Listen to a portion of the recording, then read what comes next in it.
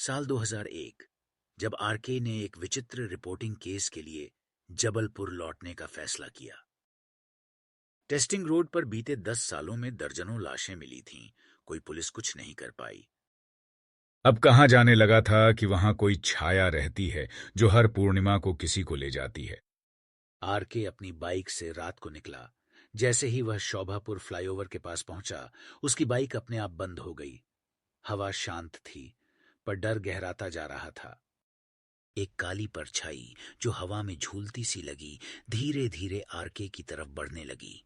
R K ने कांपते हाथों से टॉर्च निकाली और सामने रोशनी डाली, लेकिन वहां कोई नहीं था। आरके पीछे मुड़ा, लेकिन वहां कोई नहीं था।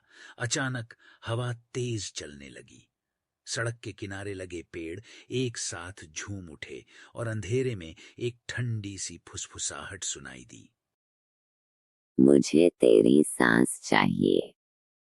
के ने भागने की कोशिश की, लेकिन उसके पैर जमीन से चिपक गए थे। उसकी आंखें खुली थीं, पर वो कुछ बोल नहीं पा रहा था।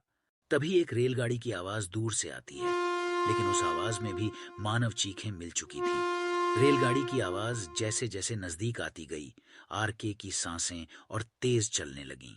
फिर अचानक सब कुछ शांत हो गया। न हवा, न ट्रेन, न कोई आवाज, बस सन्नाटा। आरके की टॉर्च अपने आप बंद हो गई। अब सिर्फ अंधेरा था।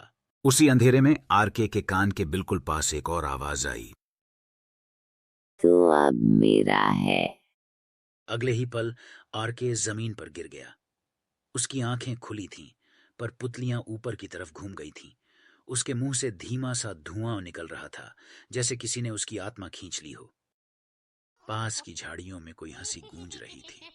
वो हंसी किसी औरत की थी, पर इंसानी नहीं लग रही थी। झाड़ियों की हंसी धीरे धीरे आरके के चारों ओर गूंजने लगी। अब वो हंसी नहीं थी, वो एक राग था, मौत का राग। अचानक सड़क के बीचों बीच एक लाल साड़ी में महिला दिखाई दी। उसका चेहरा धुंधला था, पर आंखें जल रही थीं, सुनहरी मगर खाली। आरके के शरीर ने एक झटका खाया, जैसे कोई उसे खींच रहा हो। फिर उसने देखा, उसकी खुद की परछाई सड़क पर नहीं थी। उसकी जगह अब सिर्फ उसका शरीर पड़ा था, और वो खुद ऊपर से नीचे देख रहा था, अपना ही मृत शरीर। महिला की आंखें उसकी आत्मा की ओर मुड़ गईं और उसने मुस्कुराकर कहा, तेरा नाम अब टेस्टिंग रोड के पत्थरों पर लिखा जाएगा।